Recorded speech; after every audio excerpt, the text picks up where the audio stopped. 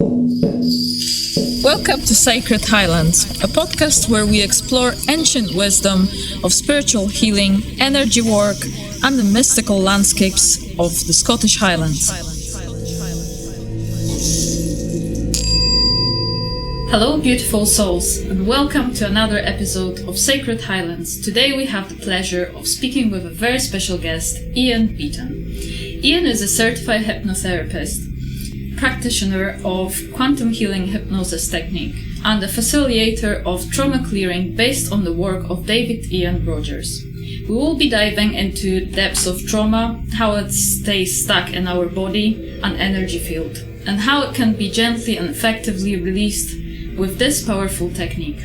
So make yourself a warm cup of tea, find a quiet space, and join us on this healing journey. Iain, it's wonderful to have you with us. Thank you for inviting me on. It's brilliant to be here. Can you start by telling our listeners a little bit about your journey and what led you into the world of hypnotherapy and trauma work? The short answer, trauma.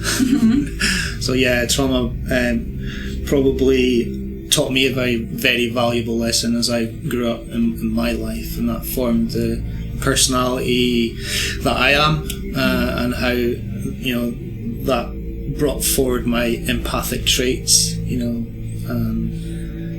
I think the willingness to help people comes from that experience. At a very young age, losing your mother, then having to deal with that as a very traumatized child, I guess. It opens up further down in life skills, I guess, skill sets. The willingness to help people. You don't want people to suffer like you did, so you generate that. And it's sometimes a bit of a pitfall as well, because we often want to help others and we forget about ourselves. So that's where my journey began, in my interest in trauma. Still with us? Wonderful. Just a gentle reminder, English isn't our first language, and now and then you might notice a few slips or imperfections in our conversation. If you're someone who appreciates authenticity over perfection, you're in the right place. Thank you for your patience and enjoy the rest of the episode. So, we know now what personally inspired you to focus on healing trauma. So I've got the next question, if that's okay. Absolutely. So if you could explain us, Iain, what trauma clearing is, especially for those people who aren't familiar with it, and particularly about the method that was developed by David Ian Rodgers. Yeah. So if you could please tell us more about it. Well, I think with that comes a fascinating backstory. One that I think your listeners would really appreciate, and certainly helps kind of tell a story of the actual method itself. Because it was a very fateful afternoon for me, because I remember 2021, we're all in lockdown. I was sat outside my house on a day similar like this, beautiful sunshine, and I thought to myself, right, I'm going to listen to or watch a podcast, and it just so happened to be one with David Ian Rodgers.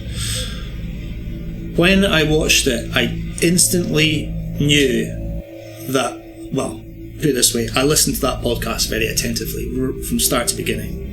Didn't stop once. Just sometimes you put something down, you go away, do something, you come back. No, I was like start to finish, and by the end of it I was like, I need to reach out to this guy. There's something in this guy that I recognised that was in me. Or should I say the other way around? Now, that kind of plays a part in it too, because David calls himself the Hayoka. And I don't know if you guys are familiar with the Hayoka empath, but the Hayoka is another, or it translates to sacred cloud or great mirror. So it made sense that I was seeing myself reflect back to me, So I bit the bullet. I said, right, I'm going to do a session with David, and he helped me with solving my issues.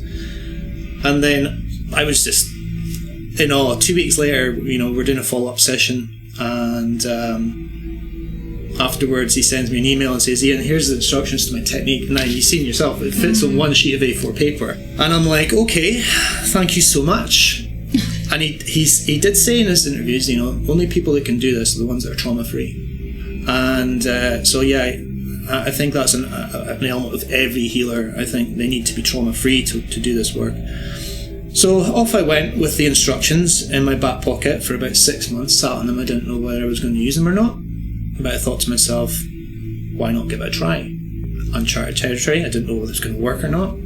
So I put out the call for some guinea pig sessions, and this was in January 22, when everyone's kind of looking for that New Year transformations. And sure enough, I had a handful of people. The very first session I did, I just followed the instructions as they are, simple as they are.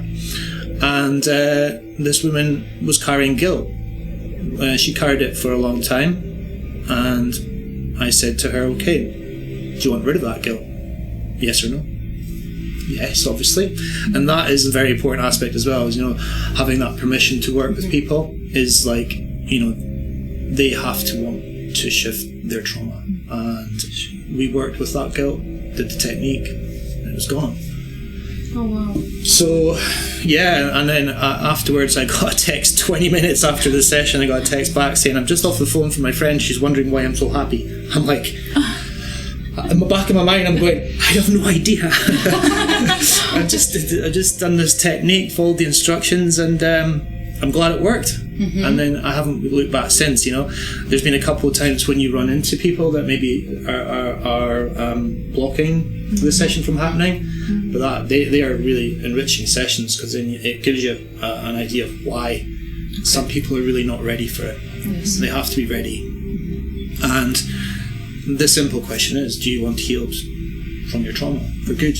Yes or no? And if it's yes, then that's the ticket. Yes, sure. So yeah, the method came from David Ian Rodgers and his trauma, and it was a crazy situation for David. He lost his 2 friends in a road traffic accident. He survived, and that was a trauma that he had to live with until he got told by one of his friends that died in that accident from beyond the veil, that came through, this woman that was at his work one day, that they were sharing a workspace together, said, you're not feeling great, are you? And he went, no. He goes, yeah, I've got my spirit guide here, or your spirit guide, I don't know whether it was his or she adopted him. And David was just a non-believer to any of this, so sceptical that this woman was just a charlatan or something, just coming out with this nonsense. And she wasn't looking for anything, she just had this guy and tried to pass on information to David. So I ended up, the message was that if he figured out how to heal his trauma, that he would go on to help millions of other people for many, be remembered for many, many years. And so I'm starting to work out that part of the element now, because obviously he's told that he's going to go and help millions of people. But what David is doing, I'm very, grateful to him and his process. He is teaching people his method, and I'm so honoured and grateful for that opportunity. And I can see how this particular method fits the personality of the practitioner and the Hayoka. And I don't claim to be a Hayoka. But funnily enough, today I was kind of researching the Hayoka and all the empathic traits, and it does match up a lot with what how I am personally. And the Hayoka can be the jester that's using amusement and comedy to break through the ego, and that helps drop barriers with the client.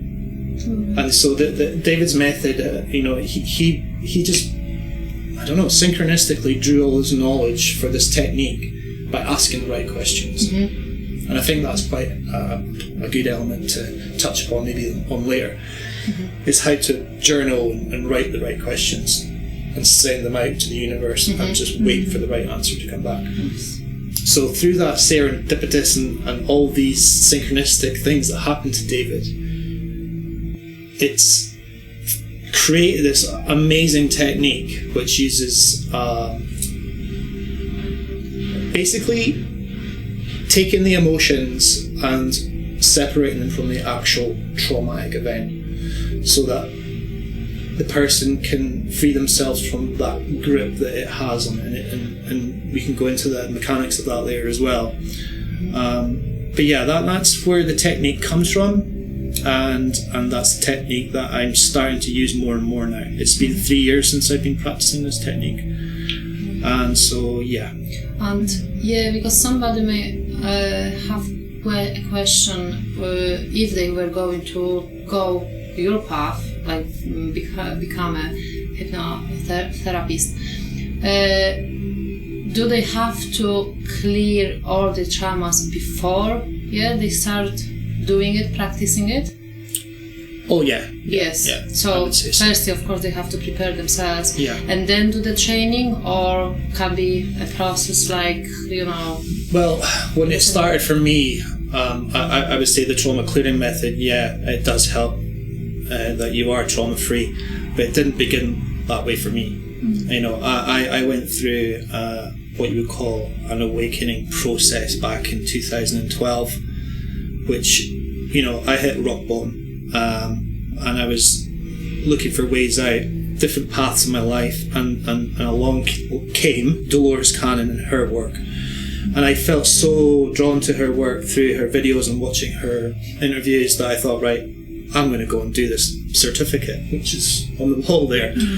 And I ended up finding that each session I was doing with my clients, there was something in there that I could extrapolate and use for my own healing path, my own healing journey.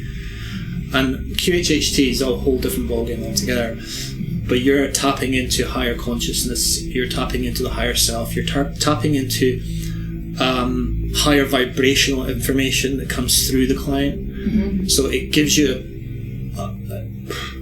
basically freedom to explore that within QHHT. So I was. I wouldn't say I was abusing it, but you know, the first priority was to get the client's healing. But then sometimes you're like, okay, how does that help with this, and this, and get curious. So the higher self was coming through with all that sort of tips and tricks for me, and I was applying them, and I think that helped me on my healing journey. But I think David Ian Rodgers was probably the one who kind of opened up that whole, I'd say lack of confidence that I maybe had in my work at the time, or just doubting myself, self-doubt, self-sabotaging myself. So now I just put faith in the technique, and I think it really helps to let go of all those egoic type thought processes, and I think that's what he helped clear for me. And I think it's great that you can do. I think this work, you just need to let the ego go, put trust in the process, and just realise that if the client is 100% behind wanting getting fixed, you're just there to facilitate that. That's all. You're not putting any pressure on yourself other than that. Just to be there, hold space. It's funny because it was similar with Reiki. It is. Yes, it's very similar. So if you could also explain what's the difference between the method of David Ian Rodgers and the standard method of healing? Wow, good question. Well, put it this way, I've not come across anyone doing this similar work that David's doing. This should be just about, if people are willing to adopt the method, they should be doing it, because it works on such a basic level, and the feedback you get from your clients obviously reinforces that, and it's not just a quick fix that fades with time. It's permanent. I've had people reach back into me just recently, but a year after the initial session. First time I've ever had 2 reviews from somebody, and the second review was like saying it's still not gone, and she carried that trauma for 36 years. Oh my dear. I know. So and she had been to psychotherapists, psychologists, all of them. She went through the list, and nothing cleared it until she came and seen me, and within half an hour. I must admit, it was within an hour. Wow. And how many sessions did we need? Just the one. Just the one. And that was it. Once it's cleared it's impossible for it to go back. So it's really hard to put into words the actual technique. I'm still learning it, but I think I'm starting to understand that it's, the brain is made up of many different components, but I think what the elements that work within this technique really work within the emotional center. So the limbic system in the brain, and then obviously you have the reptilian part of the brain, the small brain, cerebellum at the back, which stores all the subconscious stuff and where the traumas get stored. And when they're in that back part of the brain, the reptilian part, you can't delete them. So what you do with the technique is you consciously bring them forward into the emotional part of the brain and get them to consciously remember, and then you can delete it from that part of the brain by using the technique, followed up by the breath. Now, the breath was a component of the puzzle that David managed to unravel while he was doing his work, trying to put this technique together. I think it was icing the cake for him. The breath is the spirit. What happens to you when you're born? You start to breathe. What happens to you when you die? You stop breathing. We don't take we take for granted the power that the breath has. So that is in essence the power that shifts the trauma or disconnects the trauma from the actual event, whatever that may be. Because unless we don't, well, put it this way, if you were to maintain that, whatever, you're going through your life and you've got this traumatic event that's in the back of your mind, it's sometimes lock and key, throw it away. But ultimately it's causing the anxiety, it's causing the addiction, it's causing the depression, insomnia, it's causing all these underlying symptoms. And a lot of people will try and treat the symptom and conventional ways shall we call it conventional ways, want to treat the symptom, when in actual fact it's the root cause which they need to treat, and they don't know how to do it. They really don't know how to do it, or they're not willing to go down that route. It's either too woo-woo or it's uncharted territory. When in actual fact I think what should be a core element of any psychologist's work, to try and fathom, and I beg any psychologist out there to try and fathom how this technique actually works, because I think it's key to ending mental disease for good, I think. So, I totally agree. Absolutely. And the power of the breath, I think they should teach it at schools, to be honest, because it's got such a power, like what you can do with it, it's like unbelievable. That's maybe for another episode. Yeah, it could be. Okay, so we've talked about difference, but let's talk about trauma itself and how does it actually get stored in our bodies. Well, energy fields. Good question. Like I say, I'm not a psychologist, but from the experience that I have had with my work, and just doing my own research, I guess, and looking into the work of Gabor Mate, all these other psychologists and stuff like that. I've always been fascinated with exploring more about what trauma is and where it gets stored, and obviously it gets stored in the subconscious as a way to try and protect the body from ever being in that situation again, and it's an overprotective fight or flight response which gets abused by the person's own egoic structure. So it wants to keep the person safe, and that might be actually at the detriment of the person. So they would struggle, like phobias and stuff like that. And all these are just tiny little traumas, but the stronger ones like abandonment, all these sort of things, they're learned in the first 6 years of your life, and I can't remember the person who was quoted in saying, but it's like, show me the boy till 7 and I'll give you the man. Do you remember who that was?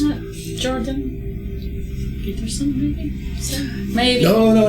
I can't remember. It's a very old quote, and it's I think it comes from a long time ago, but it basically, in essence, illustrates the first 6 years of your life are pretty much what is the foundational building blocks for you for the rest of your life. So that tends to involve a lot of ancestral trauma that you've learned from your parents, and you've experienced that at a young age. They were oblivious to it, but I think what we're seeing now, especially a lot of my sessions now, it's like this chain of ancestral trauma is breaking, snapping, because people are becoming aware, more mindful, and I think it's because we're just evolving as humans.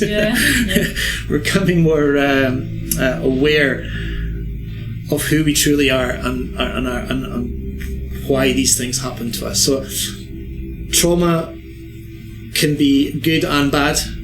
I like to see the duality in the whole experience, and I try and teach that to all my clients, that they had to go through that trauma for a reason. There is a value to that.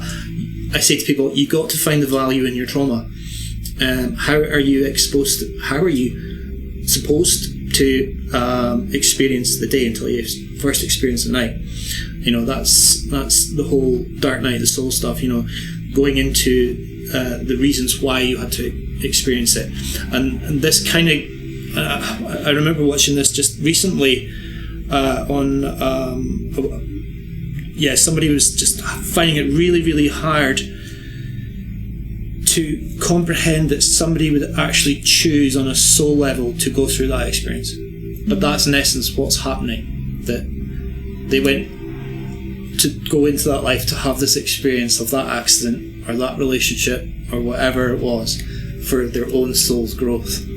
So once they've accepted that and worked with elements of forgiveness, then they're able to let it go. Victimhood is by all means the thorn in most therapy sites these days. It's like trying to remove victimhood from clients.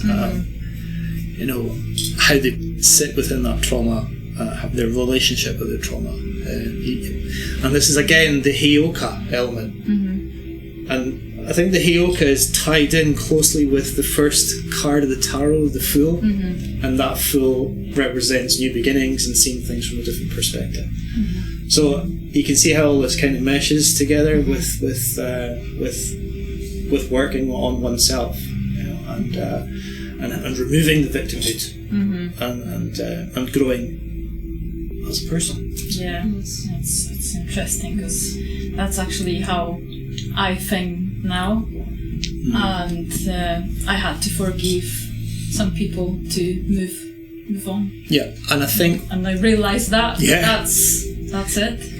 It happened to me when I realised that I had to forgive somebody in my life, and I remember this very vividly because I was actually reading one of Dolores's books when it came up, and there was a little bit in the chapter talking about forgiveness. And what happened at the time, there was a power cut. It was a very nasty storm, and it was the beginning of the year, and it was quite a few years ago now. But there was a big shift in me when I realised that there was a outpour of emotion. I didn't know where it came from, but it came from realising that I had to forgive. And I remember watching Dolores Cannon talking about this in an interview. And there was a subtle edit where the interviewee broke down. She obviously had realised the same thing and had broken down and realised that she had probably had to forgive somebody. So there's this emotional release that comes with forgiveness, and it's part and parcel. I use it just about in every single session, getting people to focus on what they need to forgive, and not actually realising that they have to walk up to the person and go, here's a bunch of flowers, and sorry, but I really forgive you. But no, you just do it on an energetic level in your mind and from your heart, and from your heart space, sending it out there, and it's so cathartic. It's like, I don't know, the weight of bricks off your shoulders that you're carrying around for years, and I think that's where the emotional release comes from when you have that. Very good tool to work with forgiveness. It's funny because everything that we were talking about, it comes to the fundamental question: why are we here? You know, some people don't want to ask themselves the question, because they want, we're just here, we die, we are born, we live, we die, that's all, yes? Yeah. But when you actually start asking the question yourself, it's like, oh my god, maybe, there's more than that, yes? And of course with clearing the trauma, it's like, okay, now I know why I've gone through yeah. to, I don't know, do something with it in the future. That's how I see it, yes? No, definitely. I think you could go back years and years and decades and millennia probably to realise that we've been on this journey on a soul level, and it's becoming a little bit easier now. I think people are really opening up to different ideas, different methods, different understandings, and we're all kind of feeling around the same elephant here and not realising it's the same elephant here. But when it comes to figuring out purpose in life, it all melts down to one fundamental thing, I think, and that is love. And the duality of that it can show its ugly head sometimes, but at the same time, there's a reason, why we have to experience these things. And I think on a collective level, as a planet, we have to heal as well, and the healing the planet, we're seeing that kind of reflected in reality. And a lot, whatever's in your reality will be reflective of what you see, and it comes from an internal thing. So when we start to shift ourselves and we start to find our purpose in life and align with it, and then we start to create our own realities and a lighter, positive future for everybody, trauma-free.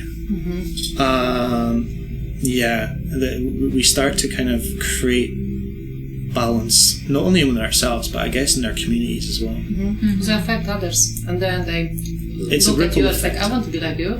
Yes, I want to be happy as you are. Yeah, and there's and then there's those that choose not to heal, and that's perfectly okay as well. I come across it quite a lot with people discovering they're not really ready yet. They have to work on themselves a little bit longer for that. They maybe need to just process their trauma a little bit more. But the deep willingness to fix themselves will come eventually, just by understanding that whole thing we just talked about with regards to why we actually suffer the trauma in the first place. So then the next step is the intention that we build to heal ourselves, and that is the fuel in the tank for any session to happen.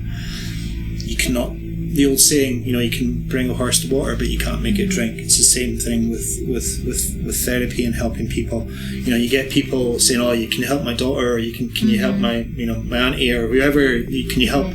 I've got somebody who would really benefit from it. I goes, well, go ask them to come.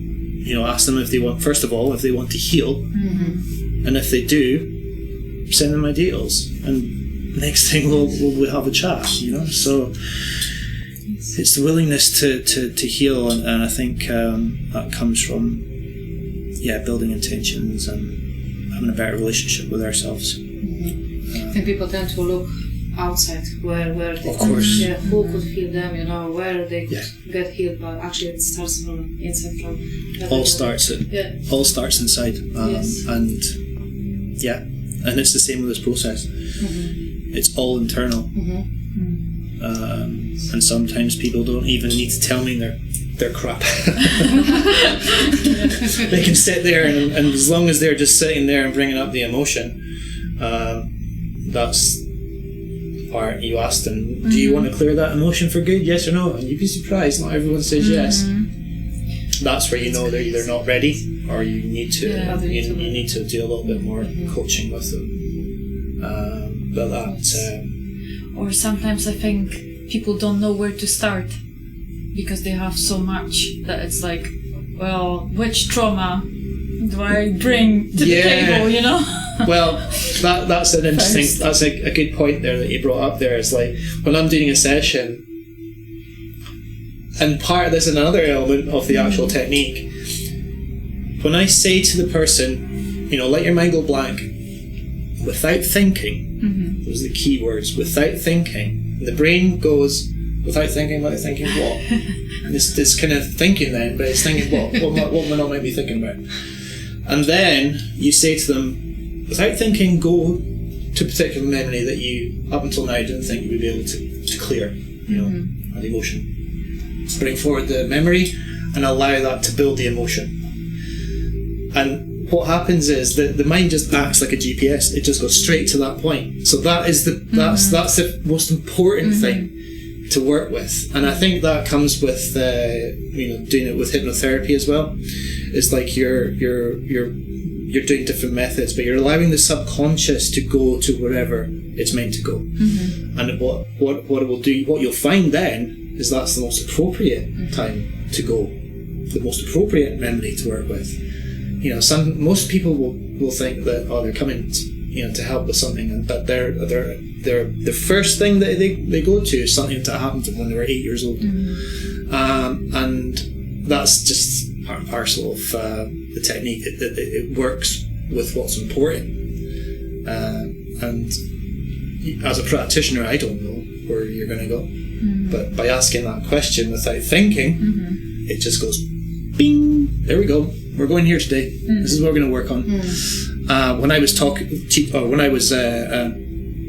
people about the hypnotherapy aspect, is like, I use the analogy of an old record player, and you can imagine the arm of the record with the needle at the end.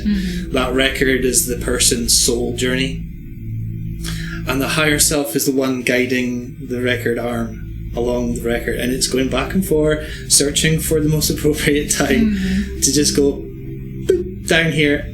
And this selection method is their higher self. It's like their subconscious going, this is what they need to work on, this is what we need to focus on, and this is the most important thing to work on. So I find when we do that clearing, that can have a knock-on effect that we might not actually need to go down any other road, because it's the root cause, and it could be tied to multiple habits and traumas and whatnot. True. So yeah, I hope that answers your question. Could you walk us through a healing session? What it would look like when a client comes to you, and I don't know if you do any affirmations, any visualization, things like that. How would it look like? So? Well, yeah, if a client reaches out, I always do either a telephone chat or whatever. It normally is a telephone chat for 20 minutes, half an hour, sometimes longer. But yeah, I'll sit down and I'll basically try and formulate the right approach for whatever the client is wanting to work on. But what I'm noticing now, I'm just recommending this trauma clearing method as a good starting block, because for a couple of reasons. One being it's a shorter session, it's accessible because it can be done online and it works better online. So with obviously geographical constraints from the Highlands, and it might be easier for someone as long as they've got a good internet connection. But you can use Skype or Zoom, and I've even done sessions on people. I've done a session on somebody on FaceTime on Facebook Messenger, and it just came out like we just chatting away. And I said to him, we were just chatting, how we ended up talking about it. But I said, right, do you want to do this? I want to demonstrate it for you. He went, okay. Okay. And then within 5 minutes, that trauma was cleared for him. And I've done some impromptu type situations like that. But normally, what I do, I'll sit down and I'll try and curate the best approach, based on the belief system, because it works with all sorts of belief systems. Probably I got the reputation of being more woo-woo when it comes to the Dolores Cannon and past life stuff, and going, people have struggled to believe on all that stuff. Yes. But this I've found works with people with all different belief structures. As long as they're willing to just give up the trauma, that's the main thing. But I will sit down with them, make sure the approach is right for them, what they think, what they feel, what resonates with them, because a lot of it is, their higher self is reaching out for a session, and maybe thinking that a hypnotherapy approach would be beneficial. And then there's sometimes me going intuitively right, no, I think we should maybe try the trauma clearing method first. So I tend to, I've done a couple of sessions where I use both, but not at the same time. Maybe hypnotherapy can go a little bit deeper with stuff that I'm more familiar with, but I find that the trauma clearing method can be very, like I say, accessible, easy, and people are less scared of that. Because hypnotherapy will trigger some people. So unless they mention the word hypnotherapy themselves, then I will probably go down the route of saying that there's no hypnotherapy involved here, you just have to bring up the emotion. And again, that can be a challenge for some people as well. But as the old saying goes, you got to feel it to heal it.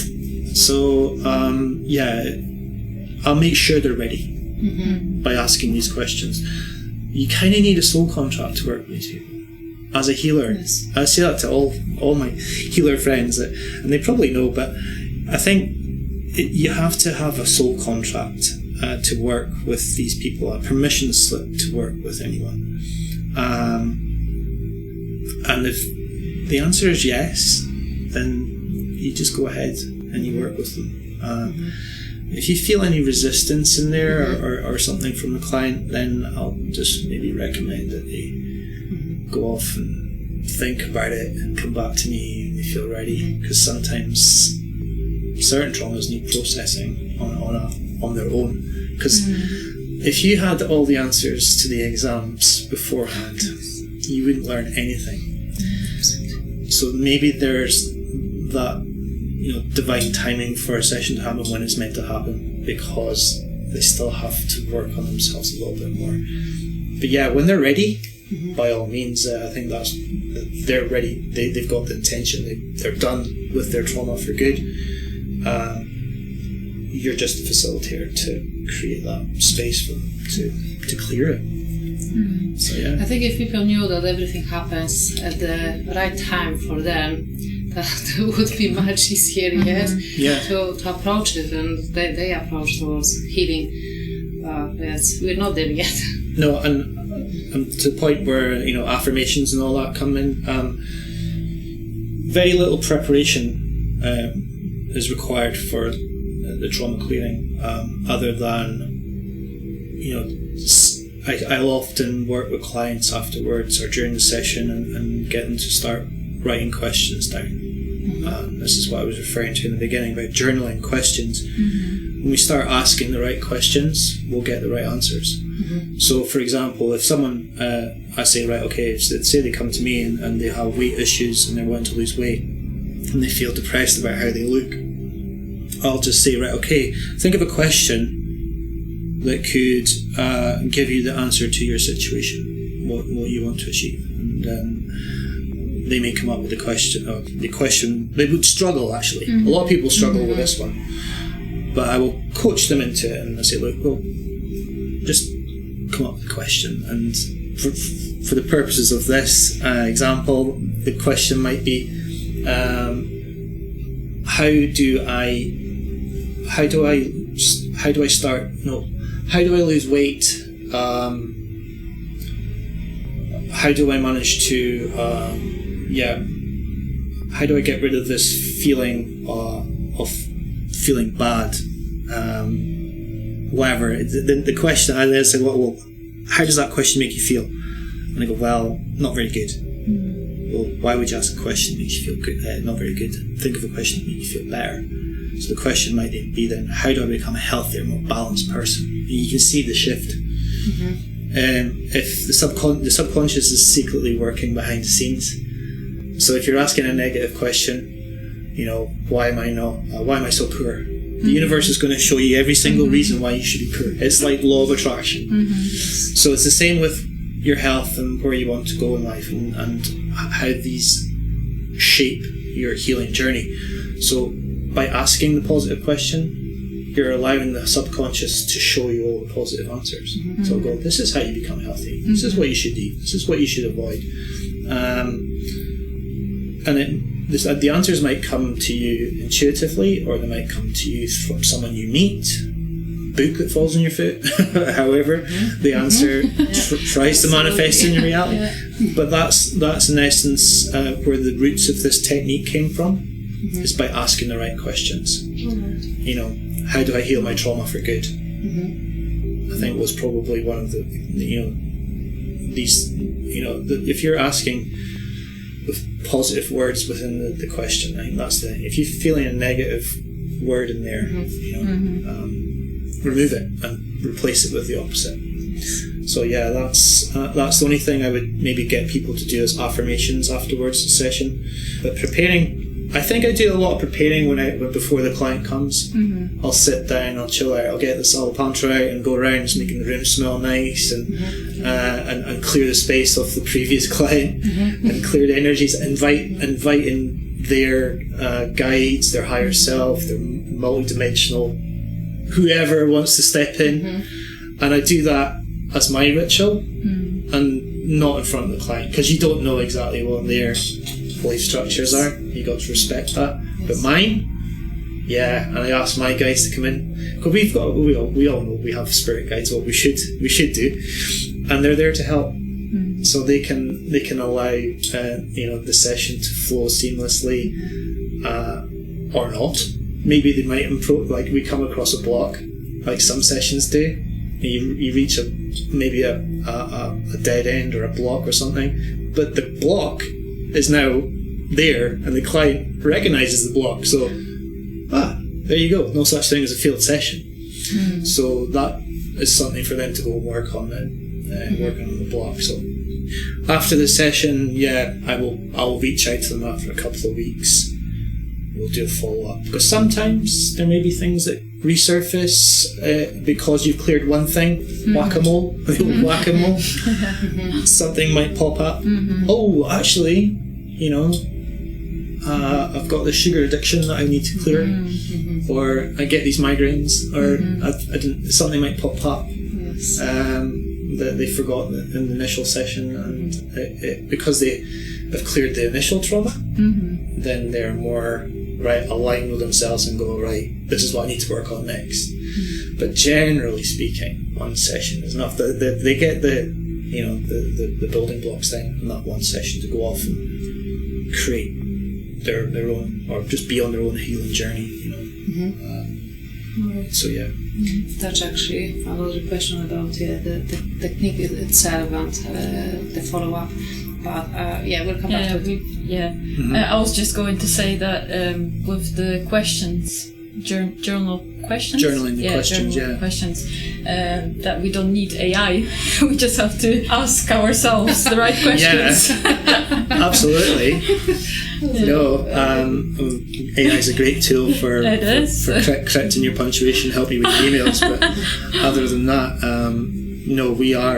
we got our own built-in system of extrapolating our answers, and it's good. It's almost like reality is reflecting back to us what we're actually meant to be experiencing ourselves. We have our own built-in AI, our own compass, and when we start to align that compass up with the positive questions and the positive outlook, and letting go of all the crap that we've been carrying around with ourselves, all the baggage over the years. Once we let all that go, we're literally stepping on a new path and allowing those beautiful synchronicities to fall in place for us, the right job opportunity to come our way, the right people that we meet. The circle just grows and grows. Yes, I've been thinking about it for quite a while. When if people had known all of it, we would have been so much happier, all of us, and all the earth, and there wouldn't have been so much bad stuff going on. But I think that's why we're here, to actually create the space to share the knowledge and make people realize what they can do with the earth. A lot of this is probably very old wisdom. I think some of it could well be extrapolated from Buddhist teachings, or going back to times of Yeshua, Jesus Christ, whatever you want to call him, and how what he was trying to teach. And there's little nuggets of gold in each corners of these sort of structures and healing practices along the years, including Reiki, that can really build a bigger picture of this collective wisdom that we're growing and evolving as a human race. But we're all, as I say, we're all kind of we all got our little pieces to bring to the table, and when we collaborate as well as people, as human beings, collaborate, bringing our ideas like David has done with his technique. I think he's coined the phrase that was it Picasso or somebody said, if you have a gift, then share it. I think it was Picasso. Generally like that. But let's just say it is. I can't remember. I just remember him saying that, and that gift was something that was given to me. That's why it sticks with me, that line that he said. It was a gift that he gave to me. It's not mine to own. I would entertain anyone that feels drawn to this work to use this technique. I've only maybe had one person who really wants to give it a whack, because I certainly think it takes a certain personality type, and I think this comes back to the Hayoka empath and what it is, where the Hayoka empath comes from, and it's rooted, I believe, in trauma. Maybe it's the way that it has to be. Yes. Understand it first. If it wasn't the trauma, then we wouldn't be on this journey to self-discovery. So this is why we kind of have to have this relationship with the trauma. So I think the wisdom is hidden in there. As long as we ask the right questions, it will be exposed to us when time's ready. Absolutely. And I think, as Dolores Cannon always said, we're entering into the new earth now. We always wondered what that was. I think we're starting to see the shapes of that coming together now. What it truly is. And I guess we're just seeing the duality now play out. But what side do you want to choose? There is only really one side. There's the illusion of duality. So if we're just looking after ourselves and one another, then that's all we need to do. And that all comes from love, willingness to help people. Absolutely. So that's pretty much I think, like I say, dropping the ego completely. And obviously the technique itself, there's a moment in the technique where you have to be completely dissolved of any ego, and that's the Hayoka part. That's the jester. That's the sacred clown, the fool. But the feeling afterwards, it's absolutely amazing. Once I think you experience it once, it's like, oh my god, I'm not going back. There's no going back. It's once the cat's out of the bag. Once you're on that journey, who wants to go back for a start? But it's impossible for it to go back. No, you can't deny it. Yes. it's a journey of self-discovery, and only one person can walk that path, and that's you. So you can get your guidance from, again, journaling, asking questions, and allowing those either to come intuitively or just by the people that you meet. Because the amount of people I've met over the last few years doing this work, it's phenomenal. And everyone teaches somebody something new, and we're constantly learning. I think what we get taught in at the universities or whatever now, psychologists and psychotherapists out there, and I hope you're listening, is that you have to see that there's an evolution to this work, and it's constantly changing, and we can't go and say this is how we should structure this particular method of resolving somebody who's got, say, depression. This is a protocol. It's so rigid. It's not fluid. It's lacking empathy, I guess. There is empathy to a degree, because every psychologist wants the best for their clients, and who would deny that? But the way they go about it, I think, can be very rigid. And again, a lot of these techniques are very fringe, and a lot of these tend to not go down that route because it's either too woo-woo or whatnot. But if I turn around to a psychologist or psychologist, if you turn around to them and say, "Oh yeah, I've figured out," not me, but I'm just talking. I've figured out a way to clear trauma for good using the breath, the subconscious, and working with the emotions. Can you explain that one to me? I guarantee I would entertain that conversation, but I'm met with a brick wall sometimes, or like, don't think that's possible, when the proof is in the pudding.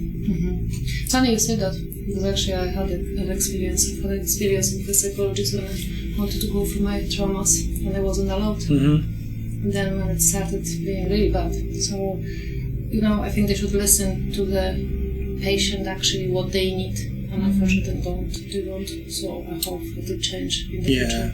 I'm not hating on psychologists out there, don't get me wrong, but I think if you get your client just talk about their issues, and those issues, as practitioners, we do want the client to go to that point. You do want them to feel uncomfortable. You do want them to get to that point where they're recognising that trauma, that they don't know how to clear it, and it's actually detrimental then if they're on this repeat. They're not able to break the energetic, because I think that was one of your questions as well. Is it energetic? Is it connected? How is it stored in the body? It's energetic, and it's conscious and subconscious, and there's this, I think, these unknown realms of what's in the human brain. I think psychologists would do well to explore these energetics more, and it would help me understand how this technique works, because I'm still blown away by how it works and its simplicity. And I'm like, as I say, I'm not a psychologist, but I would love to know how this works. It's like, it's just the curiosity of the mind, wanting to learn a little bit more. But I'm beginning to fathom it out myself from client to client. But the main thing is that they get the clearing, they get what they want. It's the most important thing, and I just throw the rest out with gratitude and love for having been humbly gifted this technique. So. Maybe that's the beginning of the future psychology. Hopefully. Oh, well, this is the thing. You never know. This is it. We're on the fringe here. We're on the fringe. We're pushing boundaries. Absolutely. And I think when we're willing to take that step into the unknown and go beyond what we think is possible, then we find. That's what we've been told. Then we find what is possible. Yeah, yes, absolutely. I'm sure that was Arthur C. Clarke that coined that phrase. Yes, I've got the last question. It's a short one about the follow-up. You've touched it, but I would like to ask you if there is any aftercare advice, if I can call it like that. If there's anything they should do, they need to do after leaving the session? Well, I always do a follow-up session afterwards, and I'll check in with them.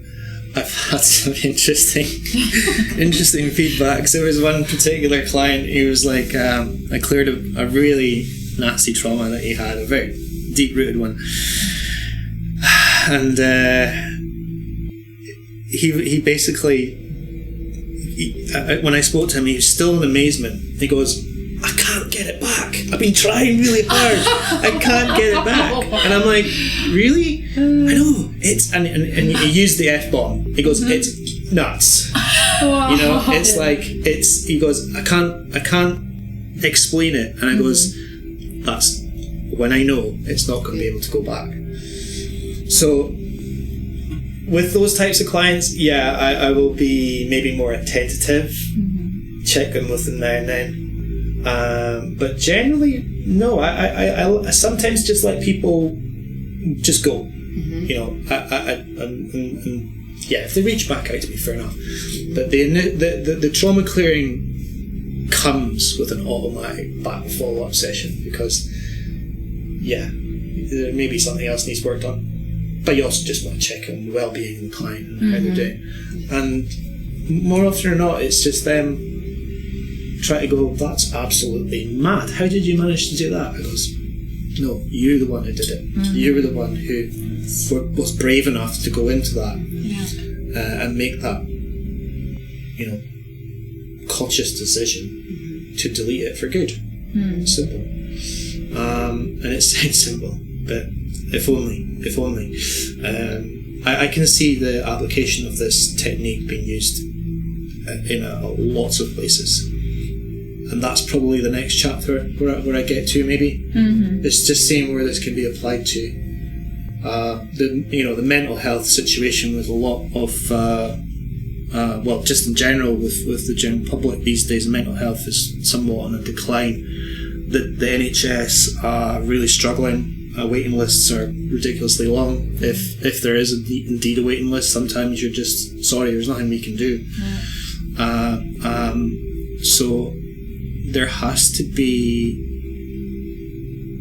some sort of collusion, I guess, between the NHS and alternative therapies and the practitioners out there that are having positive effects and helping, the general mental health of people become a lot better. And this is why we're doing the work, isn't it? This is why we do the work, is we're wanting to help. We want people to be free from their anxieties and depression and addictions, whatever. And having in mind those young kids being addicted to the social media and devices, it's like, my God, I can see it in the future because I've got 6 kids altogether, 3 of mine, 3 of my partners, and different age from 29 to 3.5. And I can clearly see the effect of that stuff, and it's absolutely mind-blowing, and I really hope something will change soon throughout the mental health, NHS, because it's absolutely scary. I hope, I think it's never been such an important time like now to really do something about it. That's my opinion. Yes, because before it really gets bad. No, you're right. You're right. Suicides, and I've heard even today actually about a girl who wanted to. I guess you said yesterday, 14 years old, and it's been her second time she wanted to do it. So, that really scared me, and being protective over my kids, I can see the other parents struggling. So hopefully, yes, and I hope, because of our podcast, I hope we can spread the knowledge again and make people aware that there is some job to do. And it's not hard. Once, everybody knows that, even, with the phones, because there's a movement going on, childhood-free, smartphone-free childhood. So hopefully it's been spread quite successfully. So hopefully it will go much further, and we finally do something about it. So that's where it starts. Kids having phones. Generally, what has to happen is things need to get a lot worse. I mean, we don't want to wish that, but it will have to get to that point where things get a lot worse before they get better. But that's the cycle of life, we're exposing ourselves, and we're all guilty, exposing ourselves to technology and social media, and now we're starting to see how you say, the detriment that's causing young kids, and the social pressures that are on kids these days is completely different to how we were. I'm close to 50 now, and there was not such a thing, and it's we have to adapt. We have to adapt to get down to the grassroots level of that, and work with it, because it's not going to go away overnight unless there's someone pulls the plug in the electricity. That's kind of where we have to. That's the great thing about practitioners these days. I think they're having to adapt their techniques to help younger people deal with these sort of things, self-harming, and obviously suicide. These are just all part and parcel of this, I guess, the dark night, the soul stuff that we kind of need to be more mindful of, and work with each other to how can we best tackle this problem here. Supporting, and I'm at that point now where I'm willing to give this technique a shot with younger people. 16, I believe, would probably be a good age that I could probably cap it, but even 14, I haven't experimented with that end of the spectrum, but it would be interesting to see if kids could actually respond to this method, and there's no reason why not. If you again get permission, and that would obviously have to come from parent consent as well. But working with children, I think we have to adapt now. And, the methods that are outdated now, and we have to adapt to technology. Maybe it's a double-edged sword. Maybe we can actually use it for good as well. We can put some more mindfulness practices on their iPads. There's this, I'm saying that there's ways around these things, but we have to sit down and think about what's best for the kids. And I think educating the parents as well, because exposing a 1-2-year-old to technology is it's not good at all. I don't recommend it. Anything below 3 years old. Now I have to say I made a mistake myself. I gave an iPad to my son when he was, because I thought while I was cleaning, doing stuff, he would learn letters, he would learn numbers, and then after, honestly, not even a month, I was like to my partner, we need to take it off him, because he's not responsive, he's not bothered with any other stuff going on. I was like, no, just now, and we thank God we did it. And he's been the happiest child ever, but that was such a short period of time when I was like, what is actually going on with him? Yes, I couldn't settle him down. He was crying all the time, crying for the iPad, not wanting to go to sleep. It's like, my God, it's such a short time, it's like unbelievable. And that, but you know what, I'm happy I experienced that, because that showed me how addictive it is. Yes, and now I can tell other brands, listen, I've experienced something like that. Please, be mindful, I don't know, watch your kids closer or whatever. If you need help, just, ask. I can, try to do something, yes? Yeah. So, again, you experience something to probably help others in the future. Yeah. And again, a lot of the kids these days have suffered an element of trauma, from whatever situation there is at home. So, yeah, we have to fix all that. We have to fix the grassroots levels. The parents have to be educated. They have to be healed. Because if not, they're just going to pass it on. Absolutely. They're going to pass it on. Absolutely. Like I said in the beginning, that first 6 years of a child's life is so important. So important. And if we can cultivate the right environment for that child to grow within that first and learn within that first 6 years, you're going to create a nice positive outcome at the end. And again, it's just everyone's on their own little path. Yes. And that little baby chose you for a reason. That little baby came into your existence for a reason, to learn. So it's teaching everyone. It's teaching everyone a lesson. The child, the parents, and I think the society as a whole can learn from it, just to create a better future, I guess. Yes. When we're all connected, instead of just being connected on technology, that we're actually connected on a more spiritual sense. Telepathy, oh my God, that started coming into the fray now. That's another fringe topic, another rabbit hole to go down. With the telepathy tapes that are coming out recently. Have you heard of those? Oh well, there you go. There's another rabbit hole for you.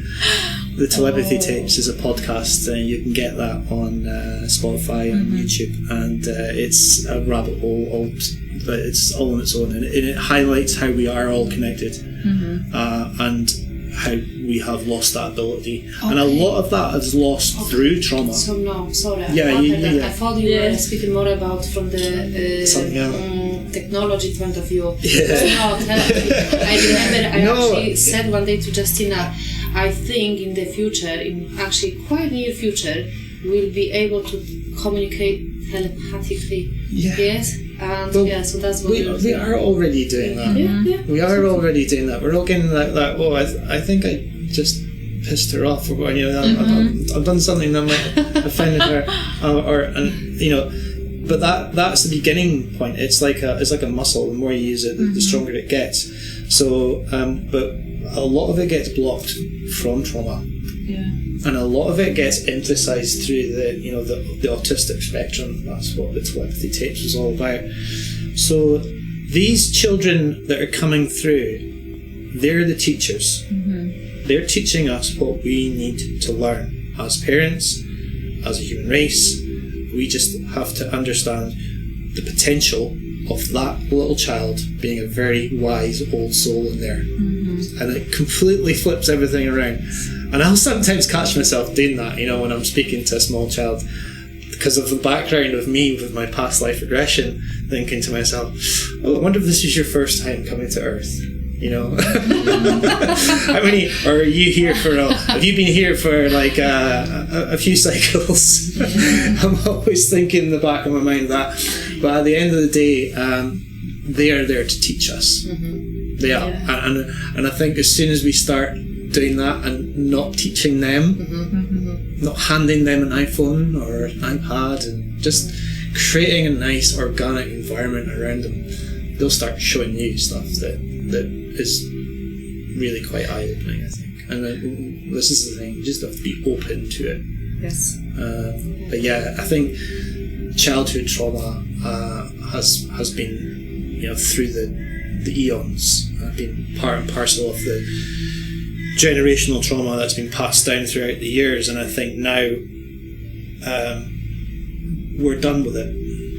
We're done with it. We no longer need it to grow spiritually. So what's the next step on the spiritual ladder? who knows? Let's see what unfolds. But I'm definitely hopeful for the future. Definitely. Hopefully enlightenment. Sorry? Hopefully enlightenment. Well, that's the ultimate. That's the ultimate, yeah. But we'll just know that we don't know. That's, that's what we need to learn. And that's the start and the end. Exactly. For today's absolutely. Thank you so much. episode. Thank you so much. Thank you for pleasure. sharing your time and wisdom No, absolutely. with us. It's been a I'm pleasure. really grateful.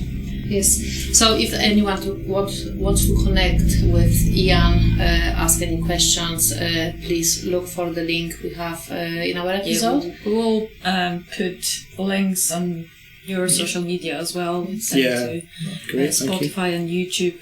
And thank you very much. Excellent. Thank you for your time. Yeah. Sending love and light, and see you next time.